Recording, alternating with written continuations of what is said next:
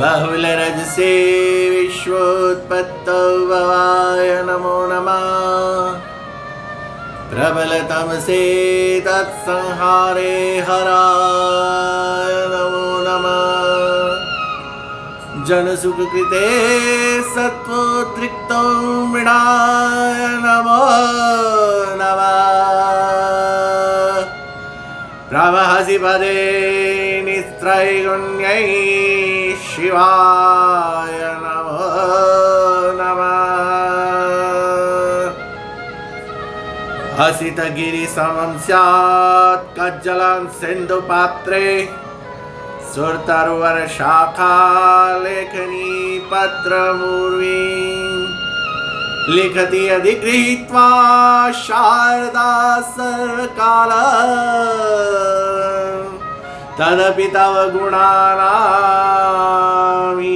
पारनयाति।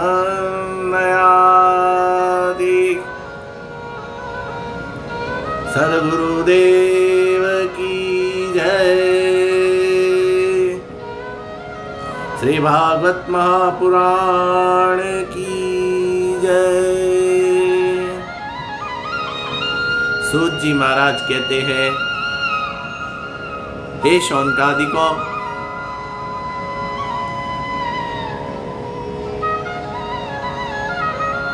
इस वर्तमान चतुर्युगी के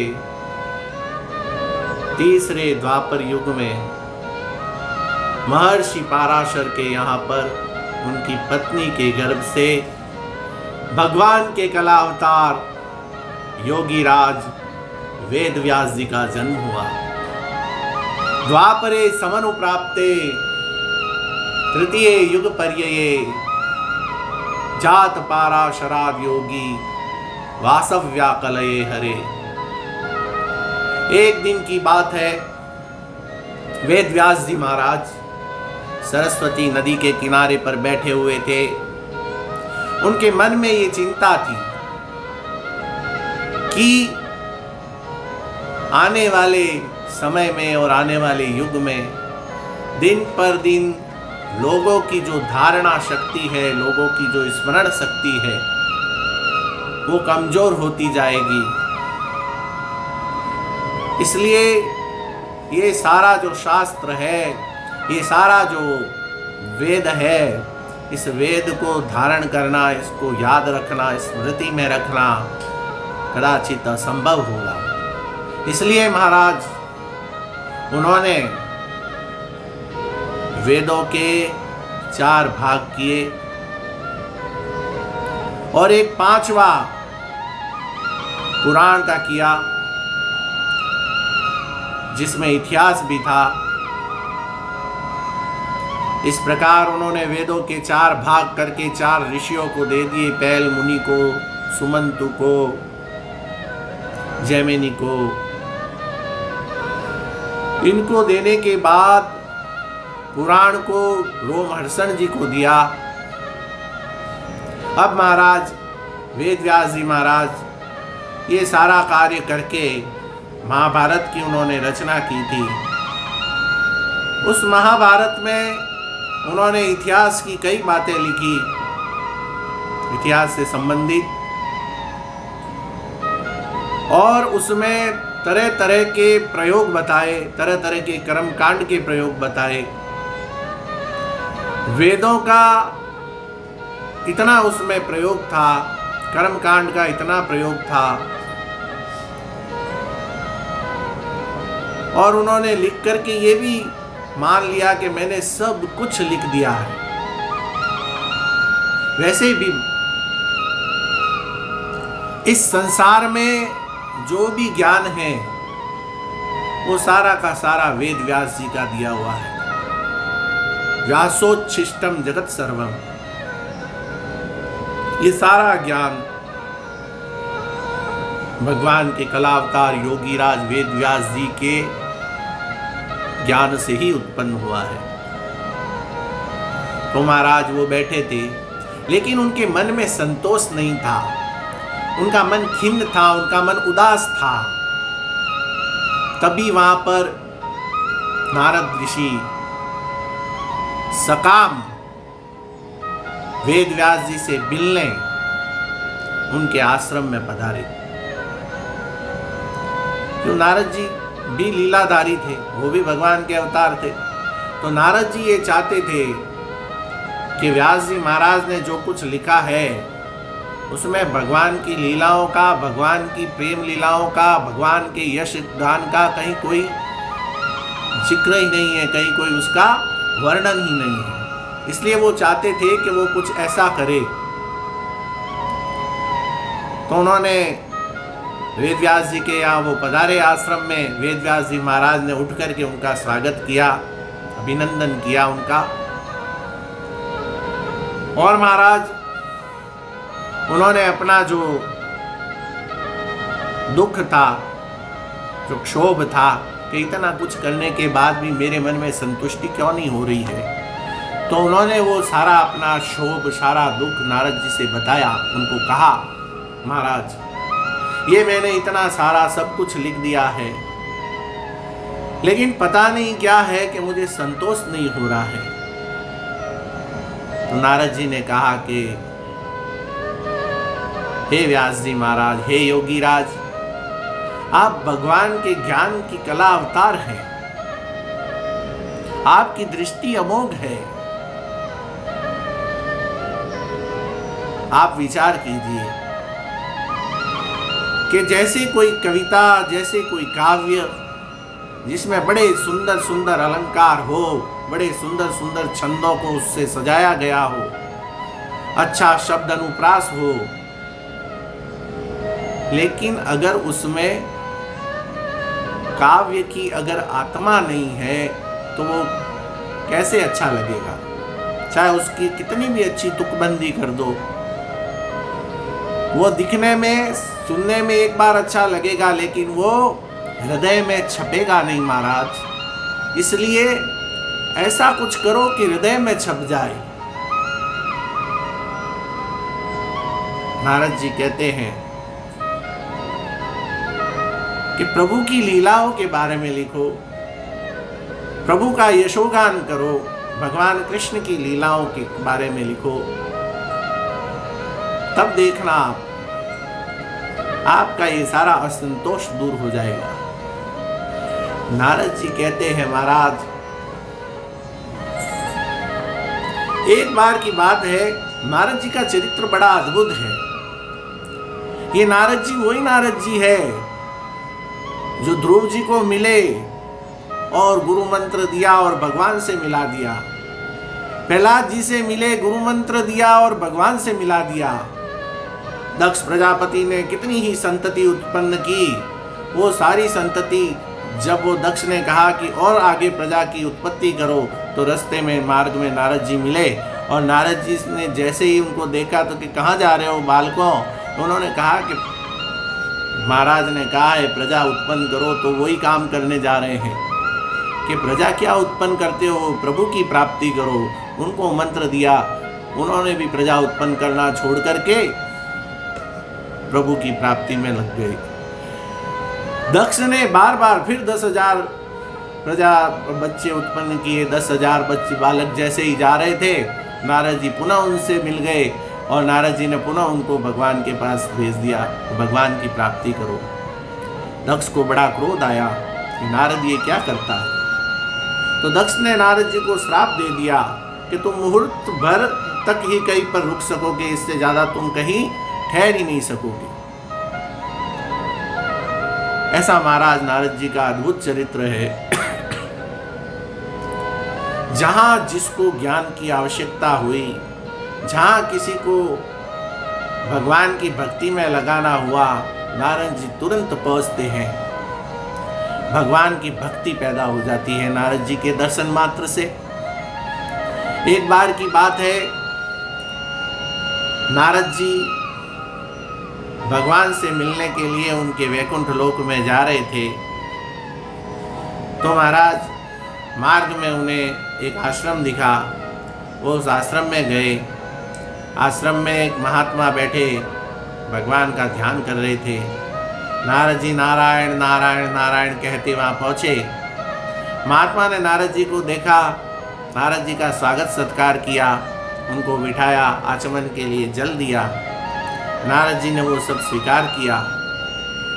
महात्मा ने कहा कि हे प्रभु, मेरा बड़ा सौभाग्य है कि आप यहाँ पर पधारे। आप कहाँ जा रहे हैं?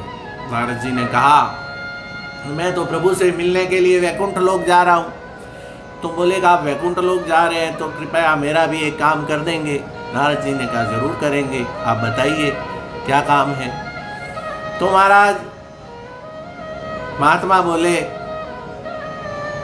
हे ऋषिवर, हे देवर्षि, आप भगवान के पास जा रहे हैं तो आप भगवान से विनती करके पूछना कि मुझे उनकी प्राप्ति कब होगी, कब उनके दर्शन होंगे। नारद जी ने कहा अच्छी बात है, ये तो जरूर पूछेंगे। महात्मा ने कहा प्रभु आपकी बड़ी कृपा होगी। नारद जी वहाँ से आगे बढ़े तो एक और आश्रम आया। उस आश्रम में प्रवेश किया, नारायण नारायण करते। वहाँ पे भी एक महात्मा थे, उन्होंने भी नारद जी का स्वागत सत्कार किया।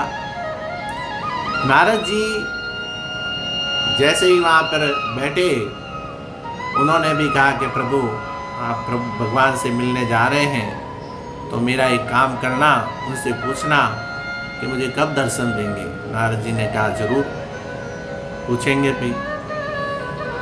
और आगे बढ़े, आगे एक और महात्मा मिले, वही प्रश्न उन्होंने भी कहा कि आप प्रभु से पूछना कि मुझे दर्शन कब होंगे। नारद जी ने कहा ठीक बात है, जैसा आप कहते हैं वैसे ही होगा। तो नारद जी भगवान के वैकुंठ लोक में जाते हैं। भगवान का वैकुंठ लोक महाराज बड़ा ही अद्भुत दिव्य प्रकाश वहाँ पर फैला हुआ है, जो भगवान के अंदर से प्रस्फुटित हो रहा है। धीमी धीमी सुगंधित हवा चल रही है और पक्षियों की मधुर आवाज सुनाई दे रही है। रत्न जड़ित सिंहासन पर भगवान विराजमान है, सिर पर मुकुट धारण किए हुए, गले में वैजंती माला, कौस्तुभ मणि वक्षस्थल पर, कानों में वक्राकृत कुंडल, पीला पीतांबर पहने हुए, बड़ी ही मनोहर छवि भगवान की। मंद मंद उनके होठ पर मुस्कान है। और महाराज नारद जी का वहां पर आगमन होता है। नारायण नारायण नारायण। भगवान के कानों में जैसे ही नारद जी की वाणी पड़ती है, नारद जी भगवान तुरंत आंखें खोलते हैं, देखते हैं, अरे अरे नारद, अरे वत्स, अरे आओ आओ, मैं तुम्हारा ही प्रतीक्षा कर रहा था, आओ वत्स आओ। नारद जी को भगवान बिठाते हैं। हे देवर्षि, आपका कैसे आगमन हुआ? नारद जी ने कहा प्रभु आपके दर्शन करने के लिए आए हैं। फिर नारद जी में और भगवान में लोकहित की, लोक कल्याण की अनेक बातें होती है। और महाराज जैसे ही वो बातें पूरी होती है, इतने में नारद जी कहते हैं कि महाराज, हे प्रभु, मार्ग में मैं जब आ रहा था तो ऐसी ऐसी बात हुई, मुझे 3 महात्मा मिले हैं, वो चाहते हैं कि आप उनको कब दर्शन देंगे।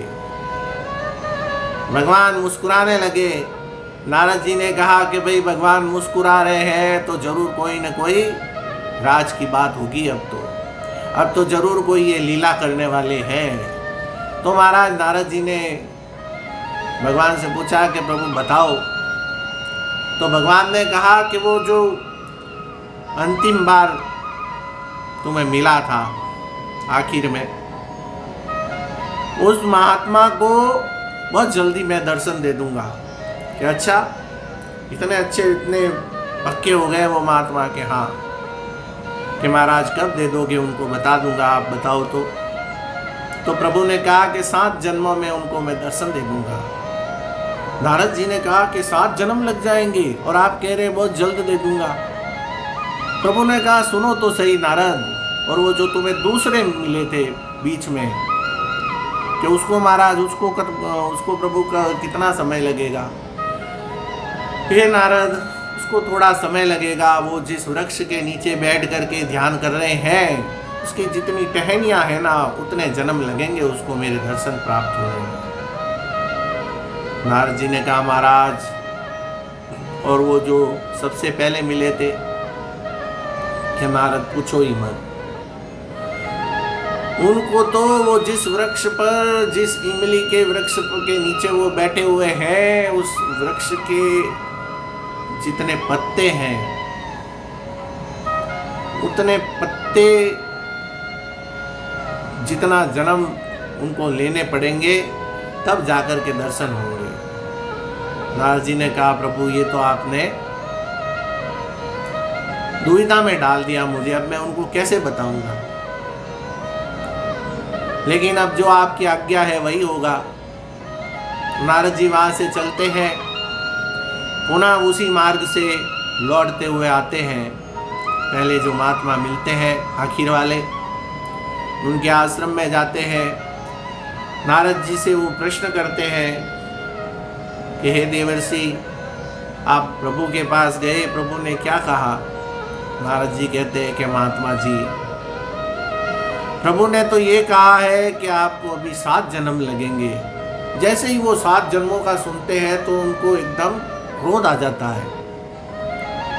क्रोध आकर के कहते हैं कि ऐसे कैसे हो सकता है, इतनी मैंने प्रभु की आराधना की है, घर बार सब छोड़ दिया, मेरे पूरा का पूरा अपने आप को समर्पित कर दिया, फिर भी प्रभु कहते हैं कि 7 जन्म लगेंगे, तो फिर मैं 7वें जन्म में ही भक्ति करूं, अभी क्यों। ऐसा कह के वो अपने कमंडल वगैरह फेंक देते हैं वहीं पर। नारद जी कहते हैं जैसे आपकी इच्छा। आगे बढ़ते हैं। आगे वो दूसरे वाले महात्मा वो पूछते हैं कि महाराज, प्रभु के कब दर्शन होंगे।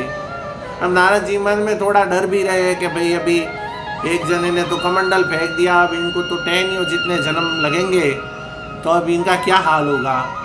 नारद जी कहते हैं, जाते हैं वहाँ पर, वो उनका स्वागत सत्कार करते हैं, बिठाते हैं, फिर अपना प्रश्न करते हैं। नारद जी कहते हैं कि महाराज, प्रभु से निवेदन किया था, प्रभु ने कहा कि इस वृक्ष की जितनी टहनियाँ हैं उतने जन्म लगेंगे अभी आपको प्रभु के दर्शन होने में। वो भी बड़े निराश हो जाते हैं, खिन्न मन हो जाते हैं। फिर नारद जी वहाँ से चलते हैं आगे। अब नारद जी और भी डर रहे हैं कि इनको तो मुझे पत्तों जितना समय बताना पड़ेगा।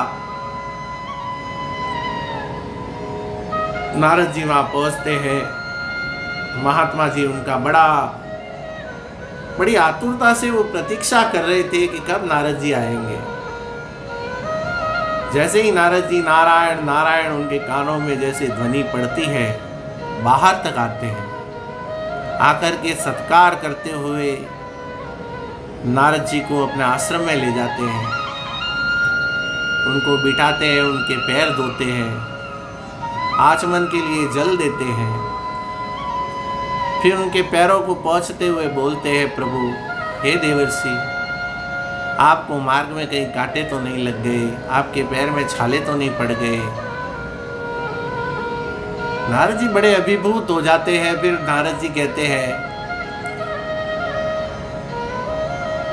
कि इनको तो अभी पत्तों जितना जन्म लेना है,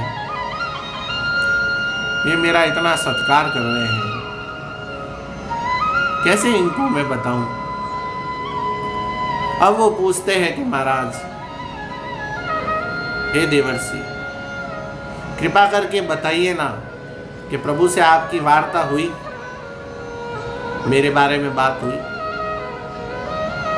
नारद जी कहते हुई ना, बात हुई, मेरी बात हुई प्रभु से।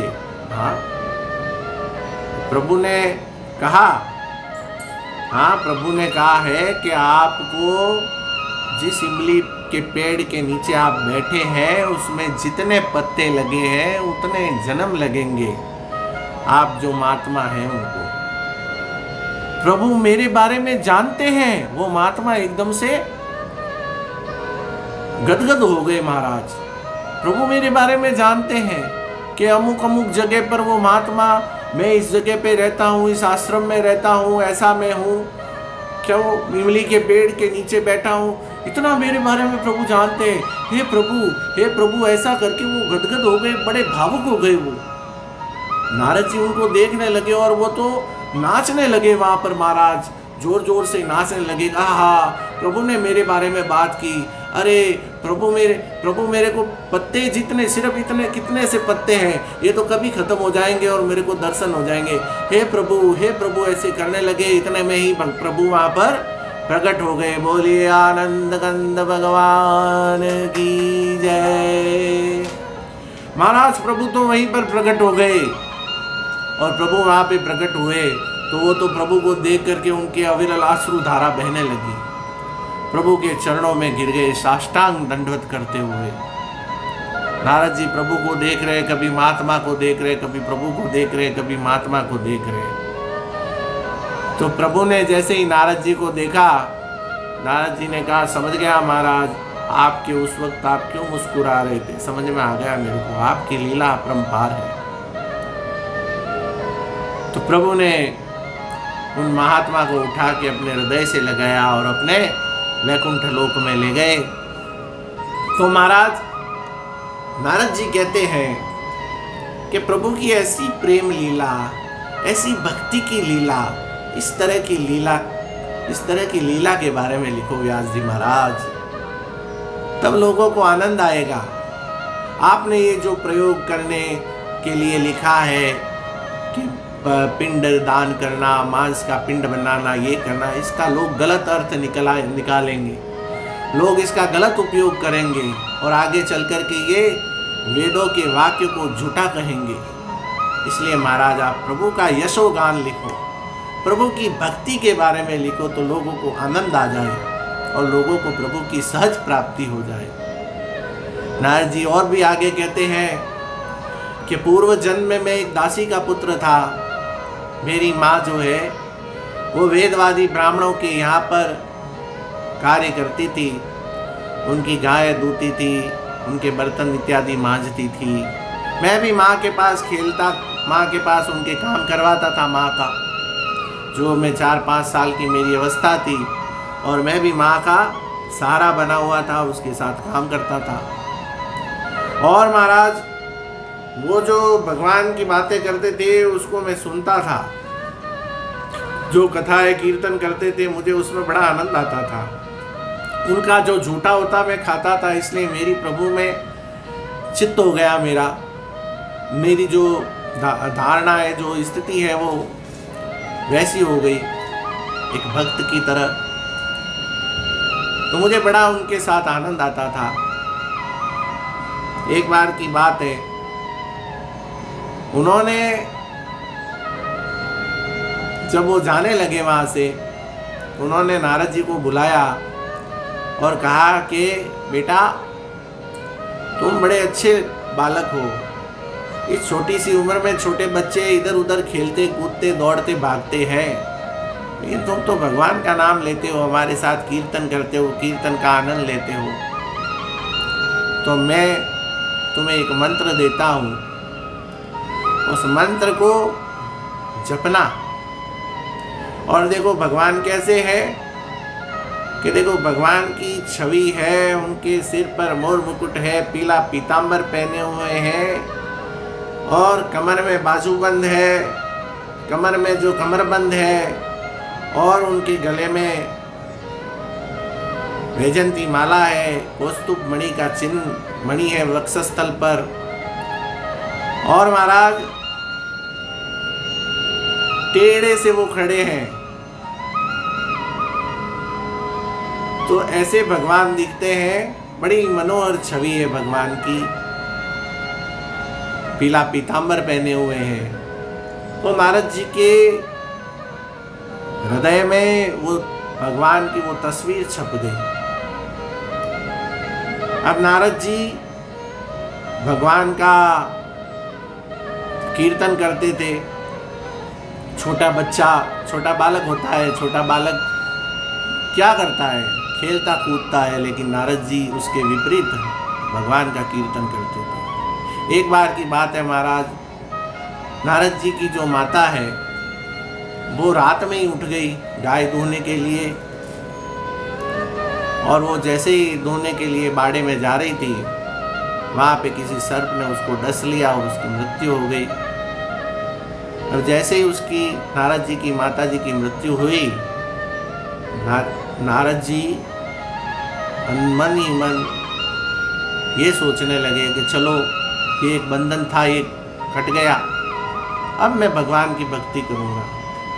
महाराज 5 वर्ष की छोटी अवस्था बालक, और माता जो सहारा थी वो भी चली गई, और वो भगवान की कीर्तन के बारे में सोच रहा है। बड़ी अद्भुत वो नारद जी रहे। तो महाराज नारद जी ने वो उन ब्राह्मणों के द्वारा जो मंत्र दिया हुआ था, उस मंत्र का जाप करने लगे। जंगल में गए और दूर, और एक वृक्ष के नीचे जाकर के बैठ गए। जो छवि उन्होंने भगवान की बताई थी, मोर मुकुट धारण किए हुए, कानों में पुष्प लगे हुए हैं और पीतांबर पहने हुए हैं, बांसुरी लगाई हुई है, ऐसी सुंदर छवि भगवान की अपने हृदय में लेकर के नारद जी भगवान का ध्यान करने लगे, उस मंत्र का जाप करने लगे। मंत्र का जाप करने लगे, करते करते करते नारद जी के मन में भगवान की वो छवि प्रकट होने लगी। अचानक से वो छवि भगवान ने खींच ली, वहाँ से हटा दी। जैसे ही वो छवि हटी, नारद जी रोने लगे, विलाप करने लगे, जोर जोर से रोने लगे। जब इस बुरी तरह से वो रोने लगे तो एक आकाशवाणी हुई कि हे पुत्र, तुम्हें हम इस युग के बाद प्रलय होने के पश्चात मिलेंगे, अभी वो समय नहीं आया है, लेकिन हमारी कृपा से ये जो स्मृति है तुम्हारी, वो स्मृति तुम्हारे अंदर ही रहेगी। तुम इस स्मृति को याद रख के, इस स्मृति को लेकर के चलोगे, चाहे कितने ही युग बीत जाए, कितने ही प्रलय हो जाए, तुम्हारी स्मृति स्थिर रहेगी। अब ऐसी आकाशवाणी हुई तो नारद जी ने कहा कि चलो ठीक है, अब कब मेरा ये भी जन्म खत्म हो। इस तरह नारद जी के जन्म हुए। उन जन्मों के बाद प्रलय हुआ। प्रलय के बाद जब मरीचि आदि ऋषि ब्रह्मा जी की मानस पुत्र जब उत्पन्न हो रहे थे, उसी में नारद जी ब्रह्मा जी की गोद से उत्पन्न हुए।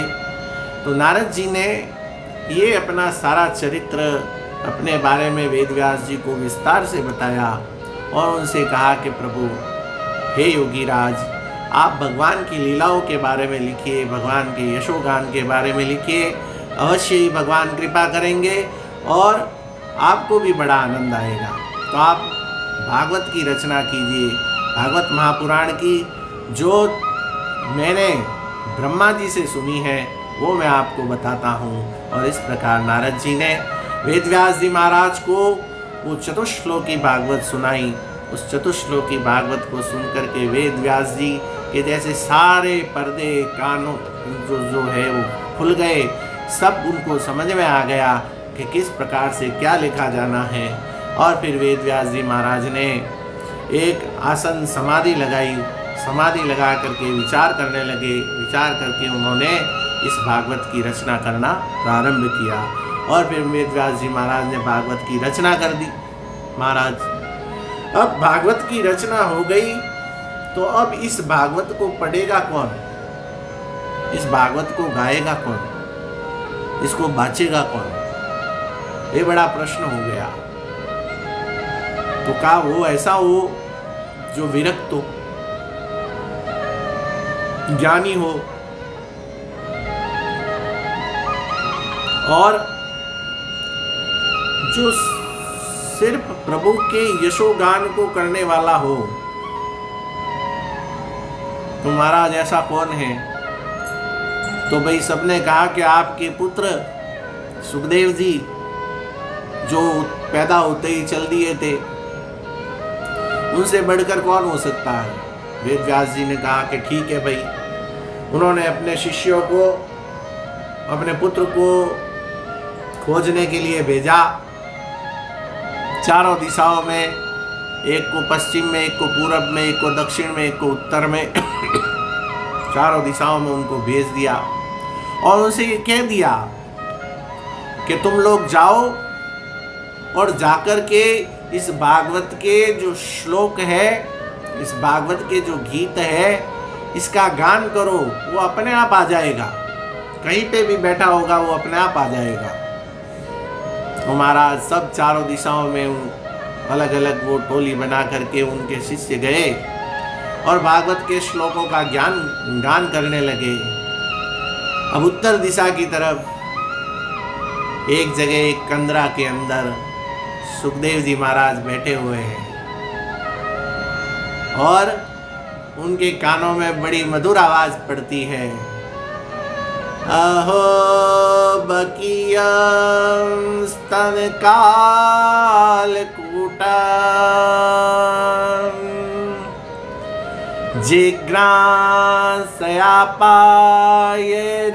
जिघ्रासयापायेदाप्यसाध्वी